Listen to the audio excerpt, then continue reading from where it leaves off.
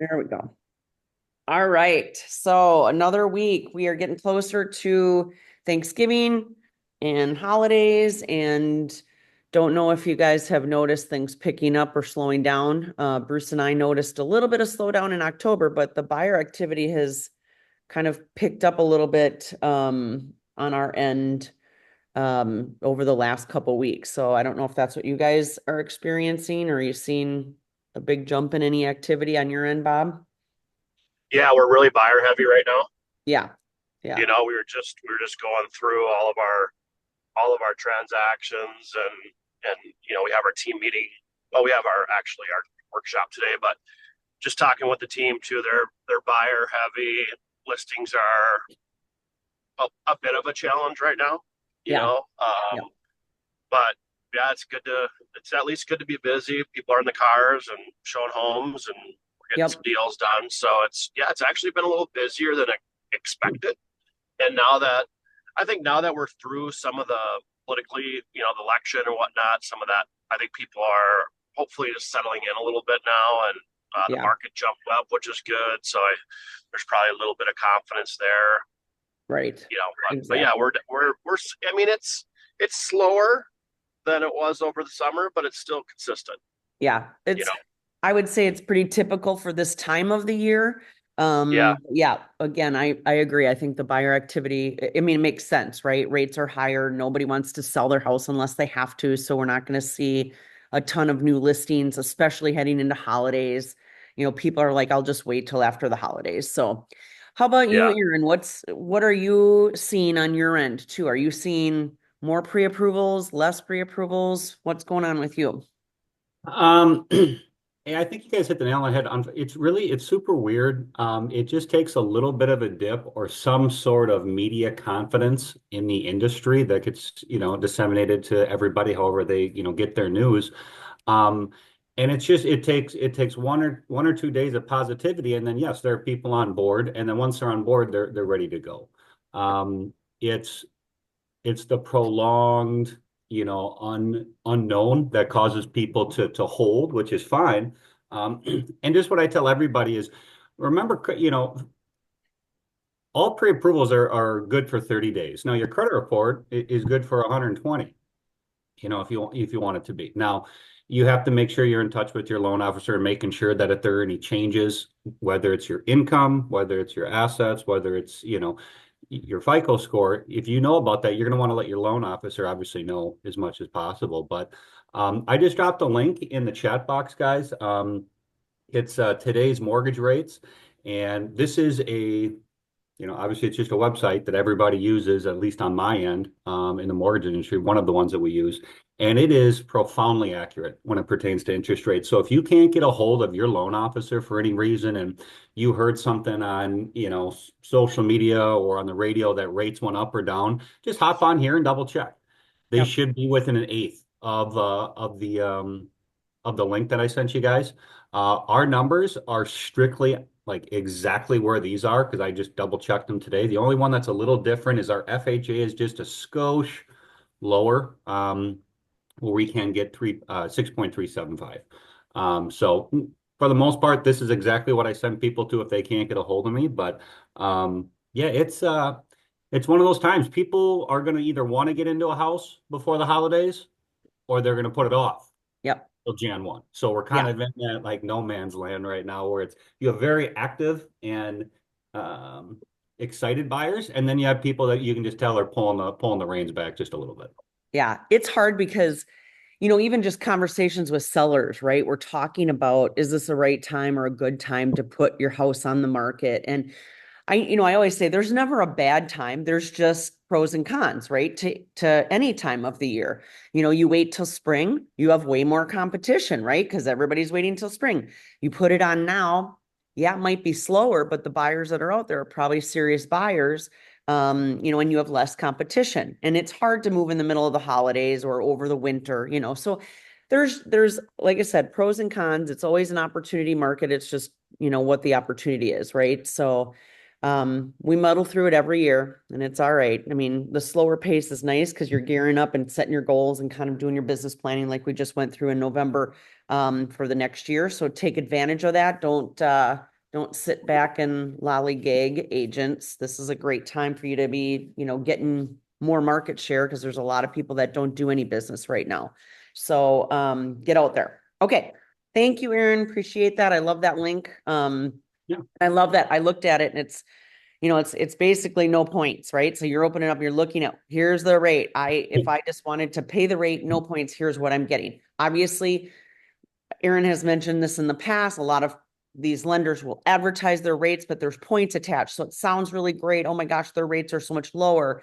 But really, everybody's working off that 10-year treasury, you guys. So, the rates can't be that much different from lender to lender. It's just what are the points behind it that you're paying. So always make sure that you are comparing apples to apples when you are working for your buyers and looking at lenders. So I feel like a proud parent right now. That was such yeah, hey, I like a used little to be a tear was lender rolling for down my 10 cheek years, right so there. I I'm like, know. thank you so much for pointing that out, and that was extremely astute of you. Well done. Yeah, Thank you good, very good, good, good.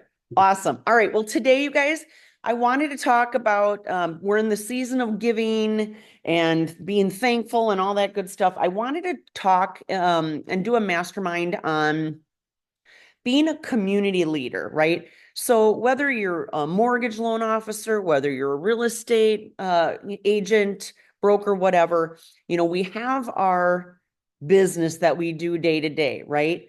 But the next level that can really help us build our business is also becoming a community leader or servant leadership. Okay. So I want to talk about that as a way to build your business. The goal today is that I want to talk about how you go beyond just your transactional business, your loans every day or your buyers and sellers every day, and be very impactful in your community. I want to talk about the importance of servant leadership, which will help you guys shape a positive reputation out there in the community. And it will also help you build trust within your community. Um, and just to give you guys kind of a little, maybe a personal story real quick, why this matters to us is that I am a firm believer in the fact that as a real estate agent, we not only sell homes, but we sell communities.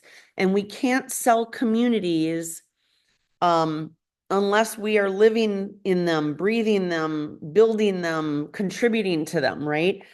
We don't really know those communities unless we're really inundated in them. So I'm a firm believer in servant leadership. Okay. So let's just talk about what are some core principles of servant leadership, what it is, what are those core principles. So when you are dealing with servant leadership, you're really focusing on service to your community, empathy within your community, for certain causes or plights, maybe somebody's house burned down, maybe there's a couple big causes or charities within your community that are important to you. Um, Listening, you guys, you're through your social media, listening to what are the needs, what are the problems, what are the concerns in the community, right? Stewardship and community building.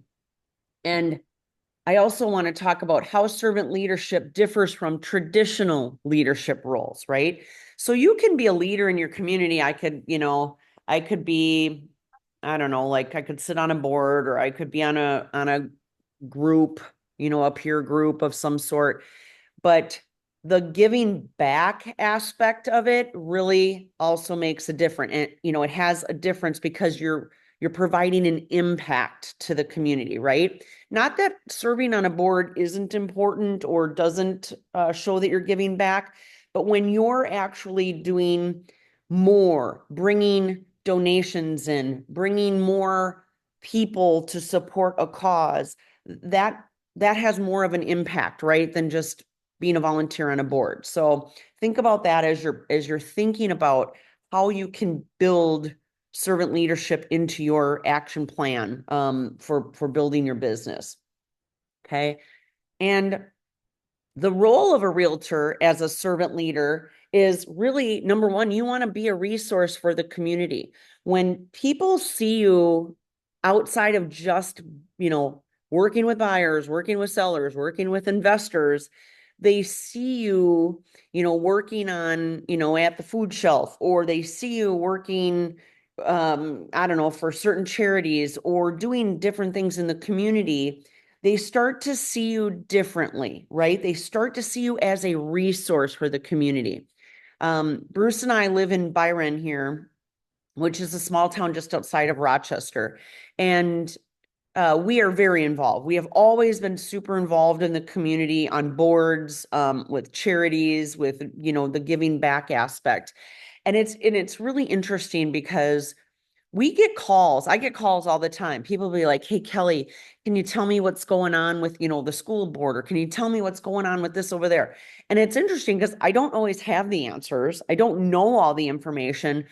But what I love is that people see me as a resource in this community to provide information. And that's what we want, right? They want to know you, they want to like you, and they want to trust you. And being in the community and doing things, that's a really strong way to build those three things, right? Obviously, they see us on social media as a real estate agent helping buyers and sellers. But when they see that you're helping others and you're contributing and you're giving back and you're doing things to help build your community, they automatically like you. They get to know you and like what are the things that are important to you. And then they trust you, right? Because you're people who give back and do good things are good people, right? So they start to build trust with you, and that's what we want. We want our role as a realtor to go beyond just the transactional stuff. We want them to see that we're really helping to build our community. So let's talk about ways that we can demonstrate our genuine community, commitment, right? And increase our credibility. So, Bob, I know you guys and your team, you probably do a lot of things, up in the metro when it comes to servant leadership. What are some of the things that you guys do or how you try to build credibility outside of just real estate? We usually will do nonprofit donation type stuff. Like this year, we're going to be doing hats and mittens, which is fun. We have a light up Lake Elmo as well, which we're our buildings right on Lake Elmo Avenue in downtown Lake Elmo here. So we participate in that with all the local businesses and whatnot. So we basically have a light up event for the holiday season that's going to be taking place here. We have done obviously at EXP, we do some blood drives and that sort of thing as well. We have done client appreciation events, which are a little bit more geared toward to our clients, not so much community as well, but we've also volunteered at the food shelves locally and a variety of other things. So some of the things that we like to do, and it's also a really good way for us to bring the team together to, gel more and spend some quality time outside of real estate. For sure, for sure. And you guys, that's a great point. When you think about, giving money is great. And that's what I would always tell you. When you think about being a community leader or coming, from an aspect of servant leadership, monetary donations are wonderful, but sometimes people just need a set of hands, right? People need people to do things, to rally the troops, to get more volunteers. Habitat for Humanity, since we're all, we're real estate people or mortgage people here on the call. Habitat for Humanity is a great cause. They need people to help build houses, bring things in, lay sod in the yard, right? It's hard to find people to do things. So if you can rally the troops, like that's a huge thing as well, in addition to just monetary donations. Now, in the past, I have been involved in a lot of these different organizations. And you mentioned something, Bob, that I thought was awesome. You can do client appreciation events, you guys, but think about how can you also tie in a charity to that? Bruce and I, we did a client appreciation event. We used to do it when we were with Keller Williams and we had the office where we would invite people on a Saturday, come on in. We're doing hot dogs on the grill. We're doing hot chocolate, get a free pumpkin, but you need to bring in a non-perishable food item, right? So we had people stop in for free lunch and a free pumpkin, but we got truckloads of non-perishables that we now can then bring to our, Channel One food bank here locally. So you can always do something to thank your clients, but your clients want to help you as well. So think about how you can do the twofold, right? Um, the other thing is absolutely include your client list when you're looking for volunteers. We used to always think, oh, we'll get our team to go do a volunteer event, or we'll get our brokerage office here to, we'll reach out to the other agents and see if they want to volunteer. Don't forget about your clients. Our clients all the time are like, hey, next time you do that, call me. We'd love to help. Reach out to your client database and say, hey, you guys, we're going to be, like we just picked apples for the food shelf. We could have used a lot more volunteers to get all those apples off the darn trees. So, reach out to your client base and say, hey, anybody interested in helping out? Or Toys for Tots or Socks and Mittens like Bob does, right? Like the more people we can get involved, the more impact we provide, right? For the cause, for the community and whatnot. So think about that. The thing about servant leadership is, from a business standpoint, is the impact that you're being seen in the community as you are a problem solver, right? If you're rallying the troops, getting those volunteers, providing donations, filling a need, you are a problem solver in the community, which goes a long way.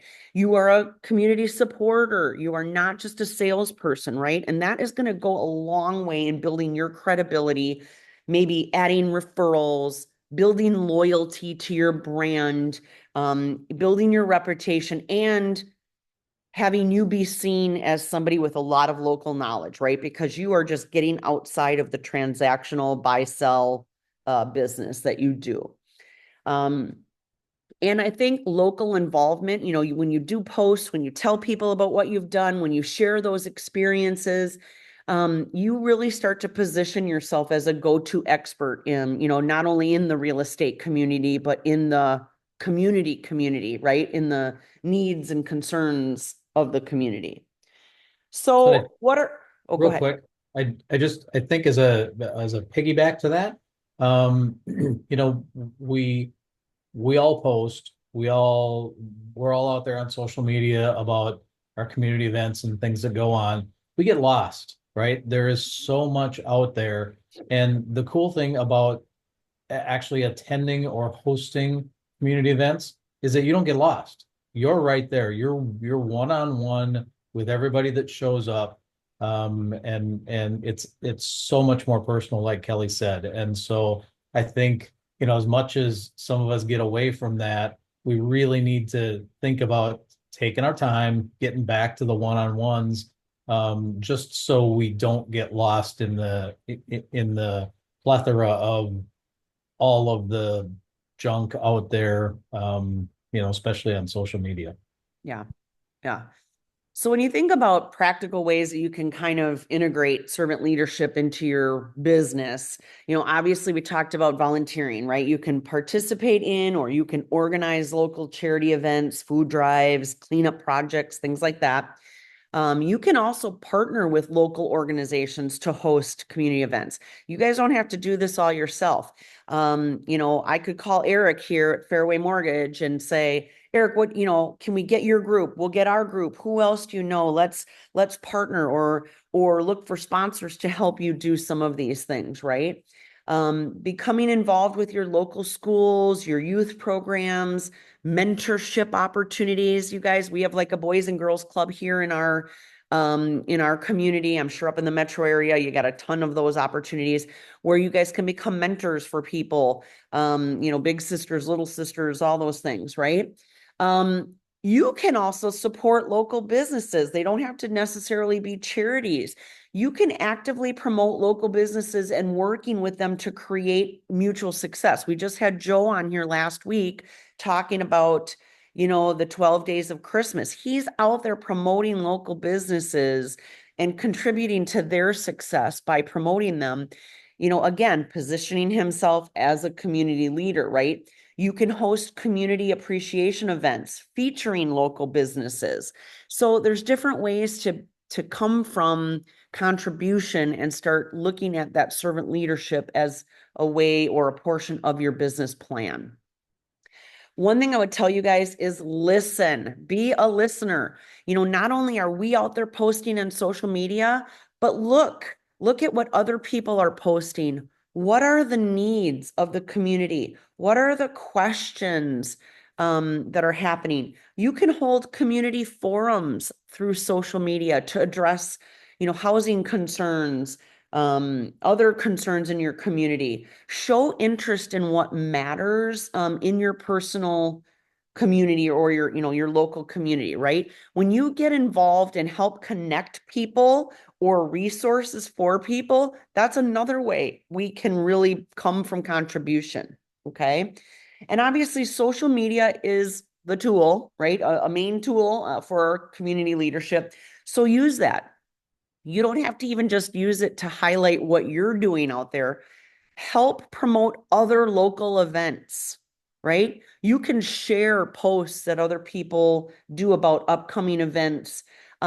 Spotlight local heroes. Maybe you know somebody who just did something awesome in your community. Do a post and spotlight that and just say, you know what, you guys, things like this don't ever get showcased enough, but I want to tell you a story about something I witnessed today, right? It could be something simple like, wow, I was at lunch and I saw somebody help this lady out. She couldn't walk, or she had a hard time with this, or I saw this guy pay for the guy behind him in line at coffee. And wow, there's a local hero. Don't know his name, but he drives a red Mazda, right? I don't care what it is. But when you're out there spotlighting those people making a difference, that is awesome. And honestly, authentic storytelling goes a long way. How you share your personal commitment to the community or what you're doing can really strengthen your connection with residents and community members if it's authentic, right? We don't want to go out there and post and be like, oh, look at what a great job I'm doing, use me as a real estate agent. Really be authentic about what you're doing, why you're doing it, and why it's important to you, right? Authenticity goes a long, long way. Okay, so I just want to share a couple personal stories. Bob, I want to maybe tap into you too, see if I can share a story with you if you have any examples of maybe some, feel good, contributions to the community. Um, I love this. And I want to also ask you guys too, if you know of anybody else who does a great job in the community.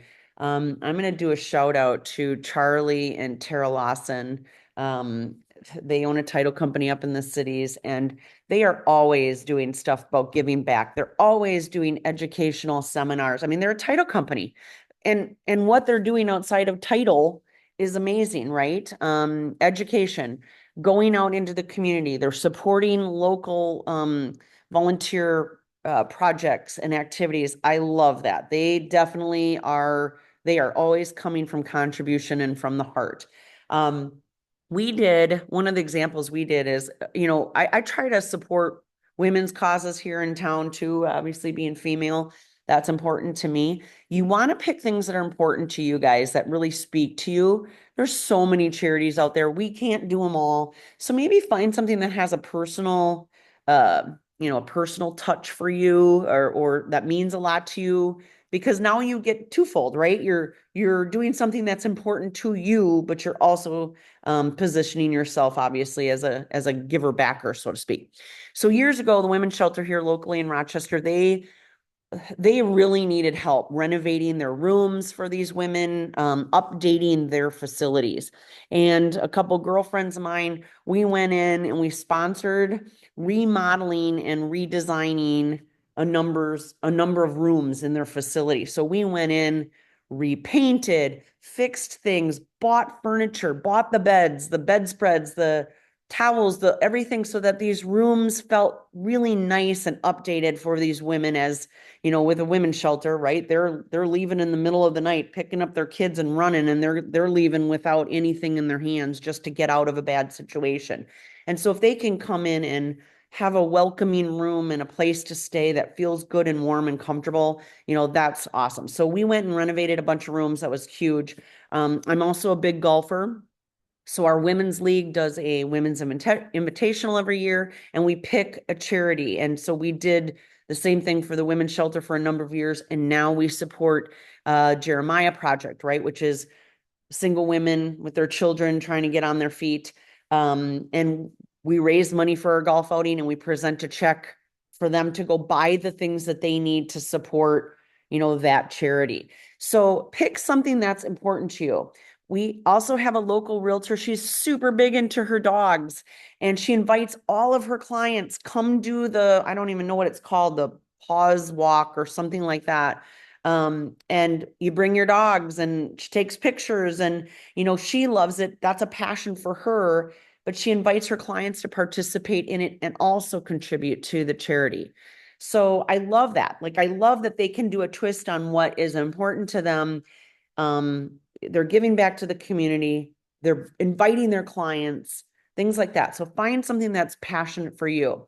So Bob, who do you know up there in the cities that does a great job, or like things that you guys do that you can share really made a huge impact? Oops, you're muted. There we go.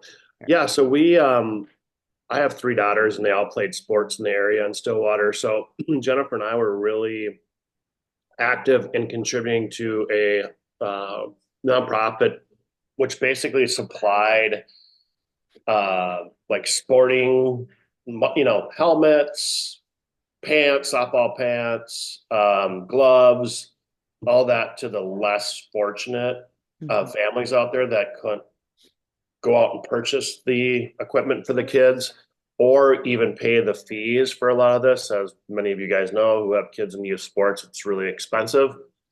So we would help contribute to that and sponsor for that so we could get these kids into the system for free.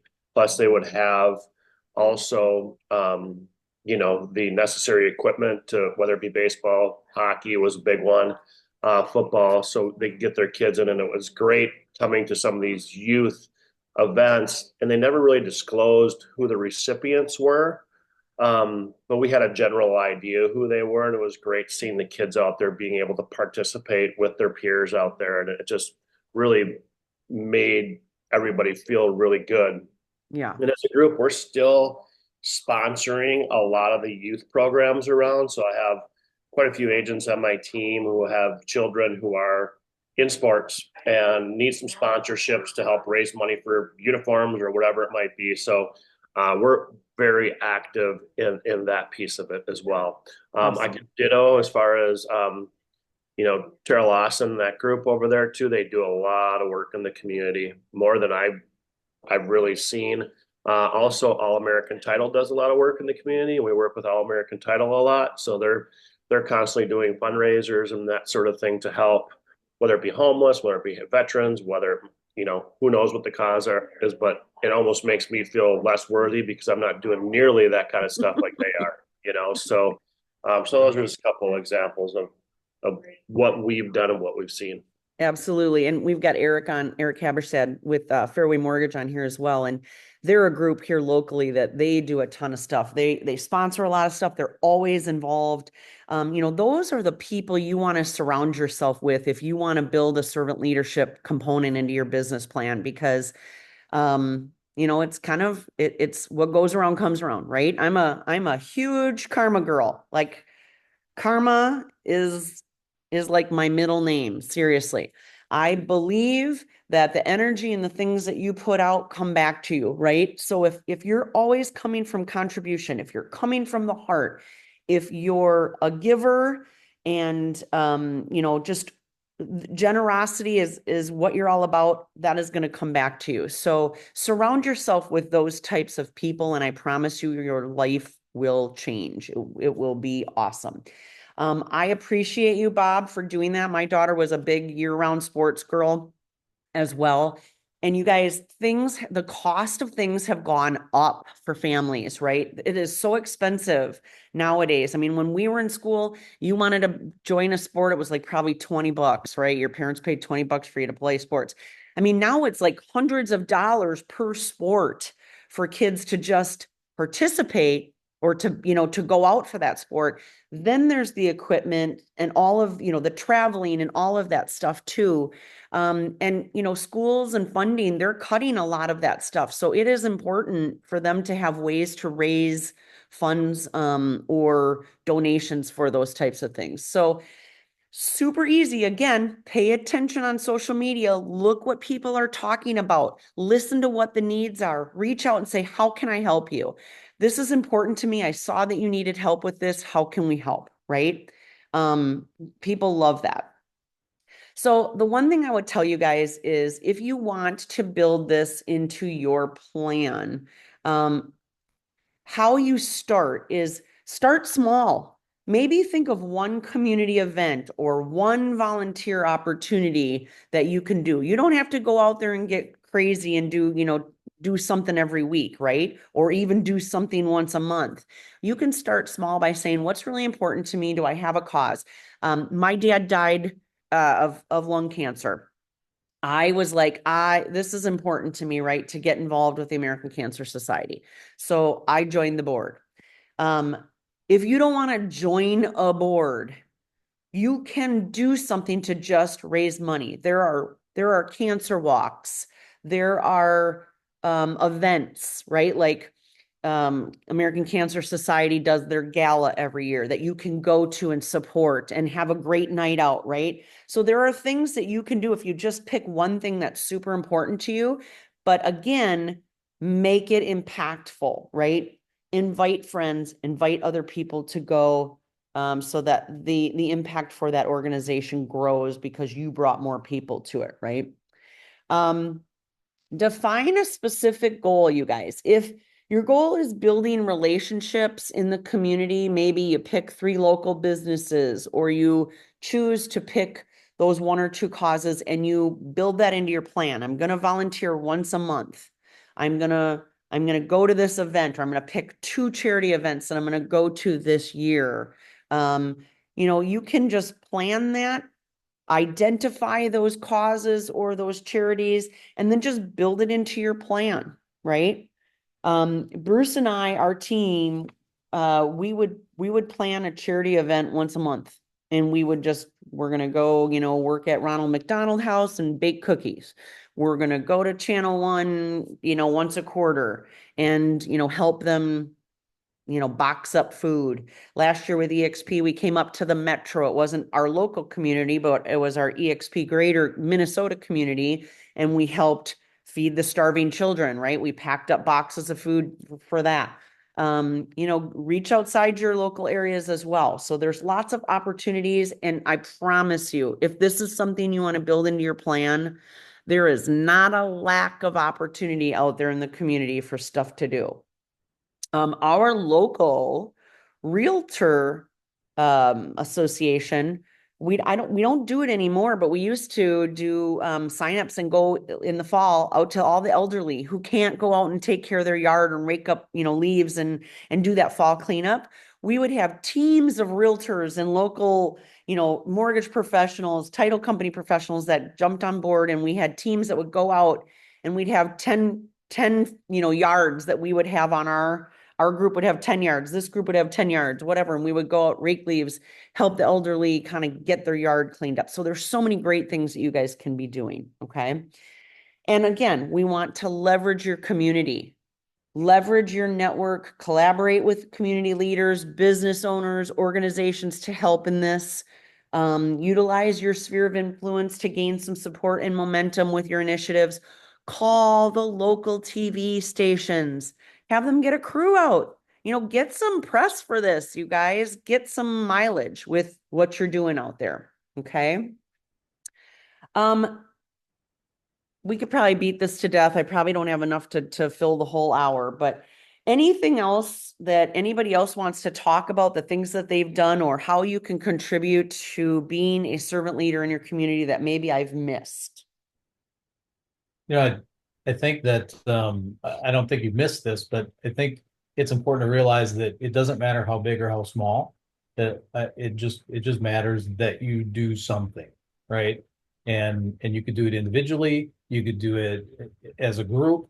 You could and I think the importance to these places that we help, these charities, I think money is just as important as time, right? So if you can spend your time, that's hugely important to some of these people, like Kelly was saying, to the channel one to help box up food and stuff like that. It's just time. It doesn't cost you money, right?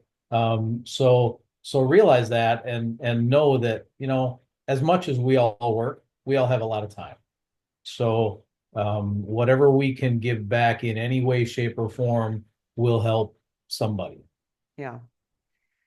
I want to emphasize two things, you guys.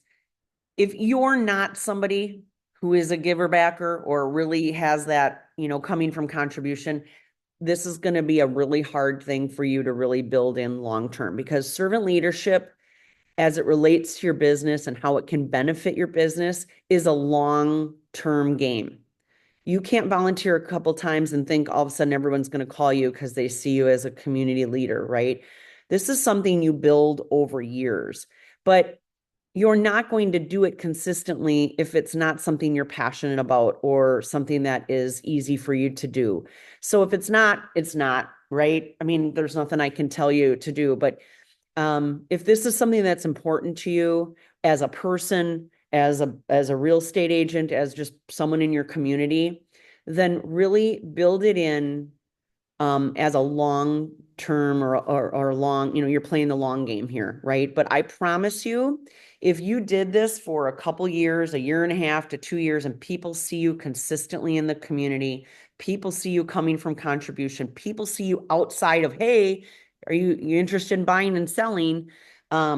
It's gonna start to come back to you guys. Like I said, we get calls all the time, just as a local resource. Hey, Kelly, do you know a plumber?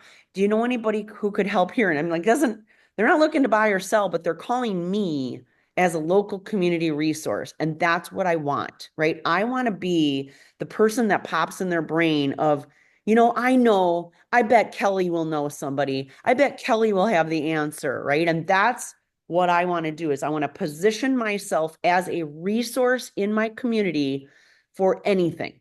Doesn't matter. And then when it comes time for them needing to buy or sell, I'm still going to be someone who comes up in their mind, right? Because they know me, they hopefully like me, and they trust me as someone who is out here building great communities.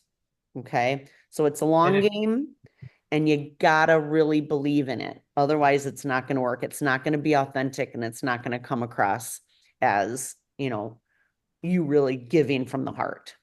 And I wanted, to add to what you said there, Kelly, in the beginning, for people that are just starting or something that you're not used to doing, or sometimes maybe you feel like you got burned by a nonprofit that you helped out, didn't really feel thankful.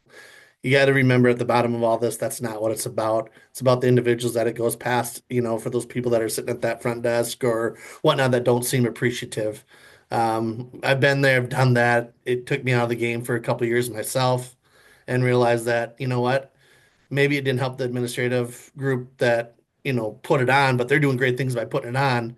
But those kids that we were able to get into like the golf tournament that we did, it was over 200 kids we were able to help out get into golf clubs and whatnot. And then, we asked about it next year and they're like, yeah, we're not interested in helping you. But I was like, well, let's ask those 200 kids. And we had about 80 of them that showed up to help. Yeah, So it was really cool that, by what we did the year before, 2 years before, we came back and those kids were still willing to help us out, even though the absolutely. big group wasn't as interested. So um, it does pay off and it is worth it. Absolutely. And the feel good, you guys, goes a long way.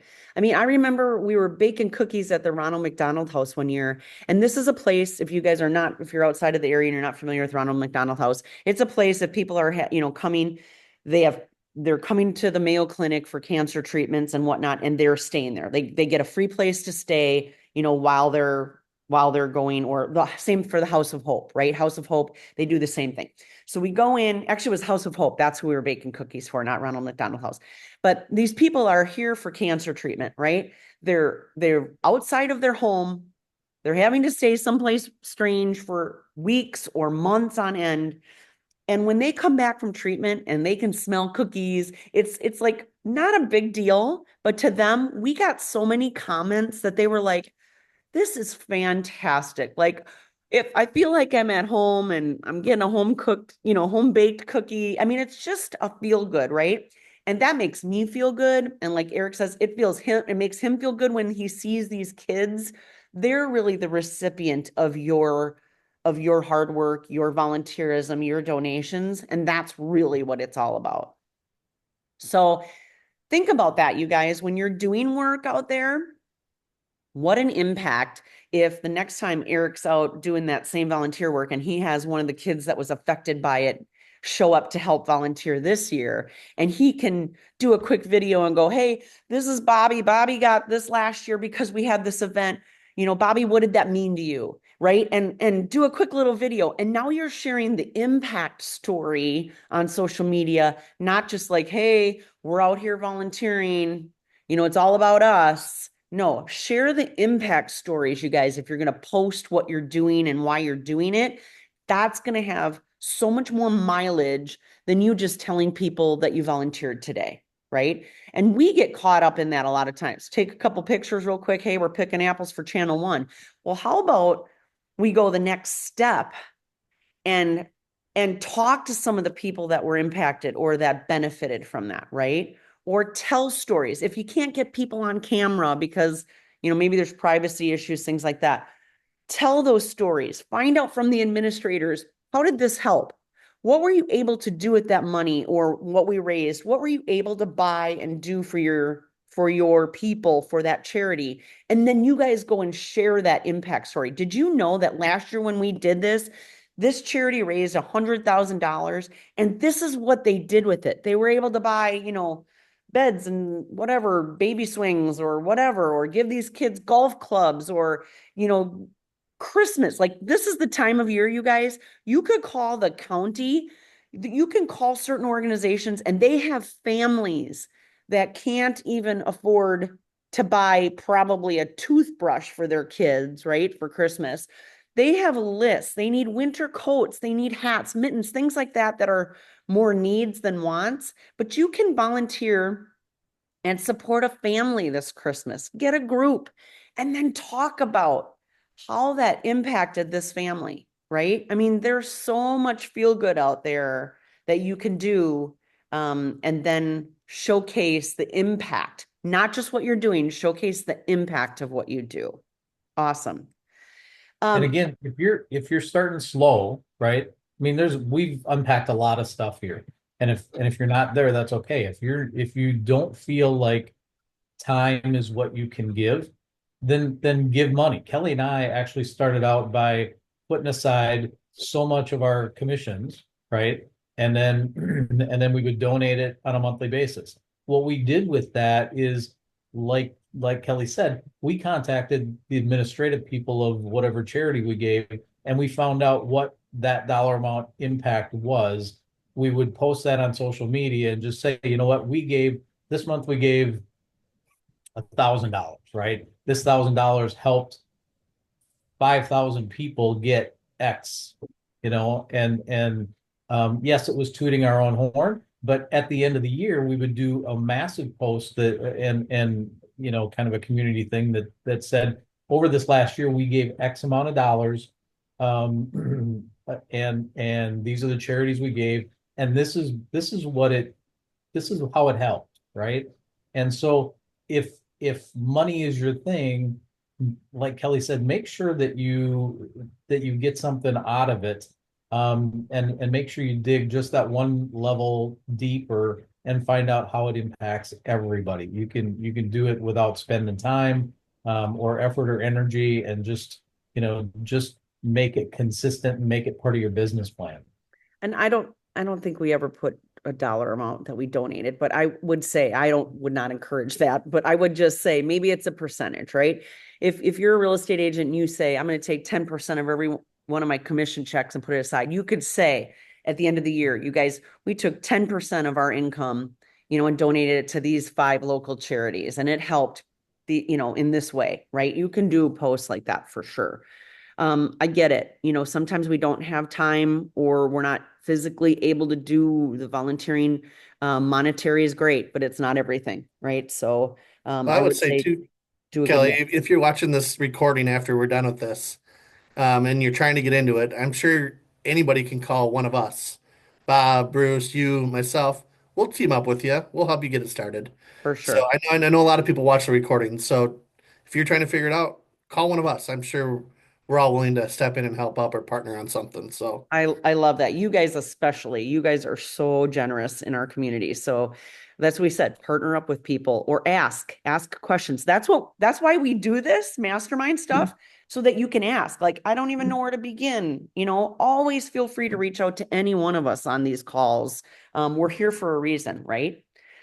Awesome. So as we continue into the season of giving and being thankful and all that good stuff, you guys, and we just finished a month of building your 2025 action plan. See how you can build servant leadership into your action plan, for 2025 and beyond. I promise you, the rewards you will reap just personally will be fantastic. But again, in the long game, it will definitely help your business. People will see you as more than just a realtor or a loan officer. They are going to start to see you as a community leader, a servant leader in your area, and a local resource. And you will win for that. Okay. As Eric said, reach out if you have any questions. We're going to cut this a little early today, so you'll get a little extra time in your morning. But anybody have any final comments before we head out today? No? Awesome. All right. Well, thank you guys so much for joining me Wednesday, giving me a portion of your morning. Have a great rest of your week, and we'll see you next week. Thanks, guys. Hi, Good to guys. see you.